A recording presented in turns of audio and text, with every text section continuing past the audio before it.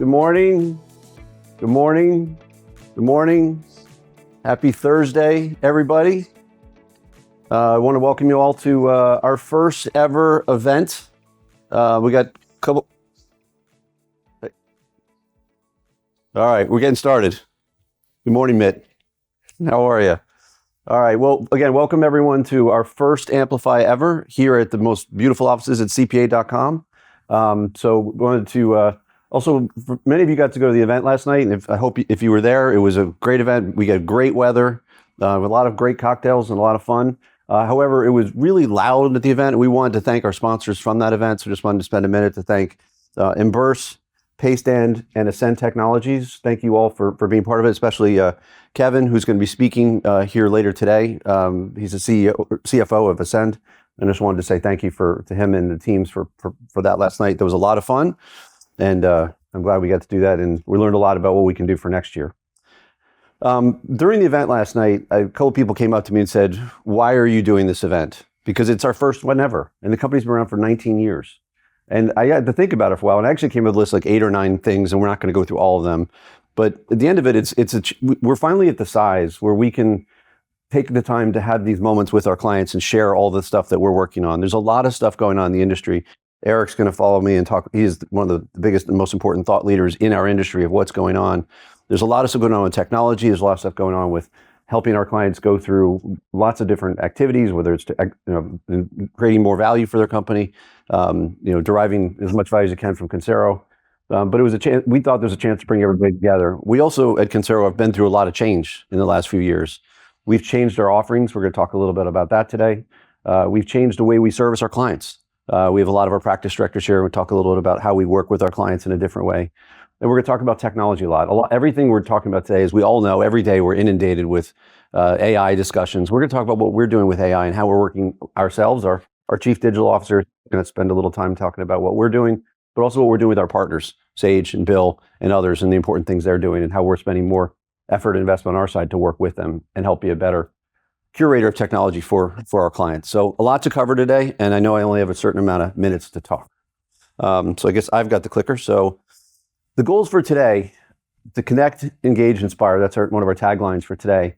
And this is actually day 2 of the event. We very purposely split this into a 2-day event. Yesterday we had all of our nonprofit clients here yesterday. It was full, engaging, great panel discussions, all CEOs talking about their experiences in the community and how leveraging BTQ, which is our nonprofit arm, helped them going through a lot of difficult issues with the government being shut down. It was a very good set of discussions.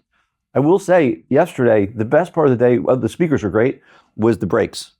Was listening, you hear what a CEO was talking about, and people would just, gather around him and talk about how they could help each other. And I hope we spend the time today in our breaks really not talking with the people we talk to every day, but, getting to know new people here at the event and engage, learn from each other, and build your network.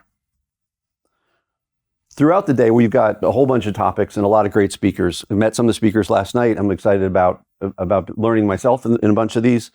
But our goal, some of these in today is for today, and what today is all about our commercial clients, helping them cultivate investor confidence, how we can help our clients grow both inorganically and organically. We've got, I think Trey is going to speak later today about how he's growing acquisitions at Idea and how we're helping him. And exit readiness. Many of you are interested in what's next and how you grow and get ready for us. And that's something that Consero is really good at. But we've been talking with some clients who are going to explain about what they're doing around getting ready for exit readiness and how we're helping. So one of the other things that we're doing right now as part of this is all this change is happening, we've gone through a rebranding exercise ourselves. We're going to be announcing this is kind of a soft launch of our new brand. We're going to have a new website starting next week, right, Bridget? Okay. So we've got a much more in the branding, and we're going to spend just a minute. I'm going to do a 1-minute video on our brand and who we are. This branding information, by the way, our branding firm is here in the room, James and Peter. Thank you.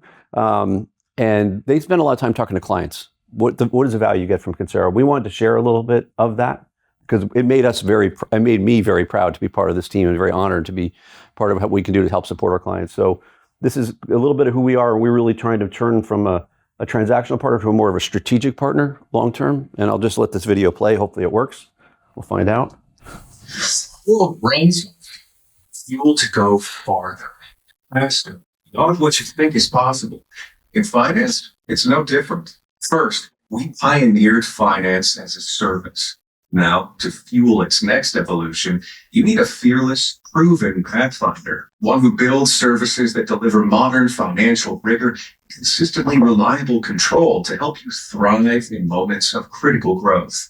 Like blending the sharpest expertise with breakthrough AI and technology, we're transforming data into foresight, unifying numbers into a connected ecosystem, and building exception-based workflows that drive speed. The result, inefficiencies get eliminated and execution gets elevated. With our team at your back, organizations reach new heights. They seize the moments that define success. And together, we fuel financial greatness. So that's exciting for us. It's our new brand, and we've been thank all the clients that participated in the reviews. I would thank Intelligent Demand that helped us build this. And it is going to be more of who we are and how we work with our clients, is really trying to fuel financial greatness and be that strategic partner and change a little bit of who we are and help our clients in newer and better ways. And that's not me in the picture. I just wanted to clarify. It looks a little bit like me, but it's not.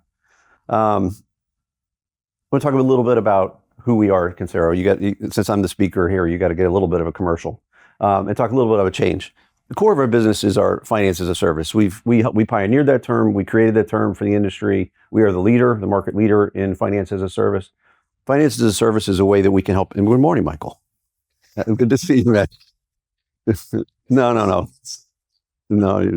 He flew in from. He did. Michael flew in from London to be here with us today. So thank you, Michael. Sorry, you were just right there. So our finance as a service offering is how we help our clients close their books, work with the CFO to make sure that they can get everything in the finance and accounting group function done for them on a monthly basis at a high quality, on time, and in a way that gives them instruction and guidance and analysis of what's going on. We leverage technology, and again, our partners here, I'll mention multiple times today, Sage and Bill.com have been amazing partners to work with. We leverage our technology. We're also leveraging with some of the new stuff for us. We're leveraging our own technology. David's going to talk a little about what we're doing around AI exception workflows in the back office to help make sure that we can be more productive, higher quality, turn things around faster, and make it all sing together. And it's really in this world of AI and analytics, we know that the bookkeeping function is going to change, and David's helping to build that all out for us. And it's really exciting to see all this stuff come together all at once, and it makes this offering even more exciting for us. Our Flex Finance offering is one we just came out with last year, and it's a game changer for us. This is where we go, instead of where we're leveraging the technology in our strategic offering, Flex Finance allows us to work with anyone's technology. We'll come to you wherever your pain point is. So if you have a NetSuite instance, a Relit instance, a QuickBooks instance, you need help with accounts payable or whatever role you need, we are there to meet you where we want. Now, of course, we're going to want to bring you to our FAS offering over time, but we are much more agnostic than we used to be, and it's a way we can help our clients in many different ways. We have, and for many clients have actually said, oh, you know what? There are different ways I can even use you in my account, or if I need to change the general ledgers, there are different ways. We can help you in many, many different ways. We have almost 2,000 employees around the world. We have the chance to leverage that team to deliver lots of different outcomes for you. And we are just being a lot more flexible in how we do it. Not only a team we'll be happy to talk to anybody about how we do that. And our advisory services has been a growing practice for us. We're also leveraging new technology there. We've got a relationship we announced recently with Planful, where we're using Planful to help do our FP&A work. And we're intending and hiring more people to be much more strategic with our clients. So these three offerings we think are the way forward the growth based on our finance as a service offering, but coming to our clients where they're at and bringing technology across the board. Talk a little bit about what's changed in the last few years with our service model evolution. First, we should switch from a client success SaaS model to a practice director model. So we very purposely have hired extremely intelligent, thoughtful ex-CFO types to be on our team to help our clients be more strategic in their thinking, not just to close your month-end books, not just to make sure everything's done on time, auditable and board ready, but to give you the advice and counsel of our leaders. I've got a couple of folks here. Inbar is here. Raise your hand, Inbar. Mitt is here. Robert's here. Chris is here. I don't know, did I miss anybody, but we've got a whole bunch of people on that practice team that the whole point of this is This is not an extra charge for you. This is all part of the fee that we provide, but they sit down with you on monthly or quarterly to look at what's going on strategically in your business and provide serious level experience and guidance and be more of a partner to you than just here's your month-end books. We started doing our industry verticals. We now have roughly 6 verticals, depends how you count them, of whether we're in healthcare or in SaaS or in investment management or nonprofit services, with lots of different ways we can help provide industry expertise through the practice directors to you. We've created a proactive operating cadence where we have what we call our QBRs, our quarterly business reviews. So we have a much more formal way of working with you. We have a process of how we do that with our clients to show them what they're seeing, what their financials are telling us and telling you. And then we have a whole bunch of new offerings we talked about earlier to be able to provide some more strategic value to all of our clients. And what has that done? So we figured you always have to have numbers to support what you're saying. Our NPS is at an all-time high. We're roughly a score of 80, which is something we're really, really proud of. We work very, very hard on this. We have 40 successful exits. I think most of them are in Trey's area. So I know Trey's going to talk about, not exit, those are acquisitions. I'm sorry, you've been acquiring, but we did 170 client acquisitions. A good chunk of those the Trey's worked on. We've helped, it's probably worth mentioning, we've helped 40 of our clients exit. And that is a big deal and something that we can provide value, as many of us will want to go through that process at some point. We have 4 AI-powered use cases. That's pretty cool. And David and the team, we now have 55 software engineers in our company that are working on how we build that out. And a lot of it right now has been focused on AI exception workflows in the back office. We're going to shift some of that to what we're doing on our front end with Simple. Ashley's going to talk a little bit about that later today. And that AI has helped us in faster turnaround, fewer errors, quicker, better, smarter, faster, better. It's really been, we've all seen the reports from MIT on how some of these AI projects, they don't always work. And they don't always work. We've learned that, that some of the things you think you're going to get exactly, you're going to be able to replace all the people. You know what? You're not. What you're going to do is you're going to create a tool that's going to help your team be much more productive, much faster, and really work on an exception basis. And we've seen great value in the returns there. So we talked about a little bit how we support you. I'm going to spend a little bit on technology, and we'll close with the brand. When we think about where we are today, and part of the reason we're doing the rebrand is if you look at our website before today, it was very much a transactional, we're a finance as a service company. You never see the word AI, the letters AI or analytics or how we're using data to help our clients. But we've realized, especially when we announced Flex last year, and we've been working with a lot of NetSuite clients and QuickBook clients, and we really, and Realit and a bunch of other ones, and now even working with CPA.com, we're realizing that we can actually help our clients orchestrate and curate their way through the CFO's office from a finance perspective. We're seeing our teams are spending a lot of time working with all these different clients. We've got our onboarding leader here, Jen, spends a lot of time with lots of different technologies. We can actually now start to provide some of that insight into our clients as to what is the best technology used based on the size of your company, based on where you are from a maturity perspective and your goals. So, we look at where we are today. We're trying to get ahead of technology for you, harness the power of AI innovation. And in a lot of cases, we're actually leveraging the huge investments. I want to say it's $1 billion that Sage and Bill.com are investing on all of our behalfs. So we're not trying to build anything that they're already building, but we can help learn more. I want to mention one thing as we figure out how we work better with Bill and Sage. We've actually just started hiring people that have come from their company. So we just hired our first Intact employee, which is something should have done years ago, but having someone that really gets. I'm looking at our friends from Sage, but we're investing in our Sage partnership in a way so that we get better at leveraging that technology and understand it from a product perspective. We're doing more and more with Bill.com. They've been incredible partners in many ways, and we view that one of the ways that we can help curate for our clients is getting better understanding of what they're doing. It's hard to keep track of what we're doing, let alone what they're doing, but bringing in people that are doing this full time is helping us better understand what's going on from a payments perspective, from a general ledger perspective. It's impressive, and it's making us a lot more thoughtful and a better leader in the industry and more helpful for our clients. We're transforming accounting and finance with AI-based workflows. You hear that term a lot out in the industry, but we're actually doing it. We have real code. David has embarked on this mission 18 months ago? Yeah, 21 to be exact. I guess those are the numbers. And David's got a whole section of this, so I won't spend too much time on it, but we actually, we have an AI architect. We've built our own LLMs that are, combing through all this data, working with Bill and Sage information And we're doing accounts payable, we're doing vendor management, we're doing cash applications. We've got forget our fourth, but you're going to remember it and tell everybody about it in a little bit. So it's cool that we're now a technology company. That's kind of fun. And it's fun because our team is excited and we have a whole bunch of things we want the team to work on. Probably one of the things, and we want it to be driven by what do our clients need. So we're trying to think of it through the eyes of product. What do our clients need? What are we going to build? And we have too many things. That's a great problem to have. We are also looking at strategic insight at sale. As David's building out this piece, he'll talk a little bit about how the architecture of our AI pieces, it's going to eventually provide a whole bunch of data that we can provide to our clients. It's also building out a lot of AI-driven insights through Simple. I haven't mentioned Simple enough today. I know the team's going to talk about it later. Simple, for those who don't know it, is our portal, our custom reporting tool that we use on top of Sage and Bill to bring everything together for our clients. We've just redone the user experience on it. We're going to be announcing some stuff later today on where we're going from an AI perspective in terms of scenario planning, cash forecasting, and I'll just let you guys finish it from there. But using AI not only in the back office, but in the front office to help our clients. So our technology vision is we can help curate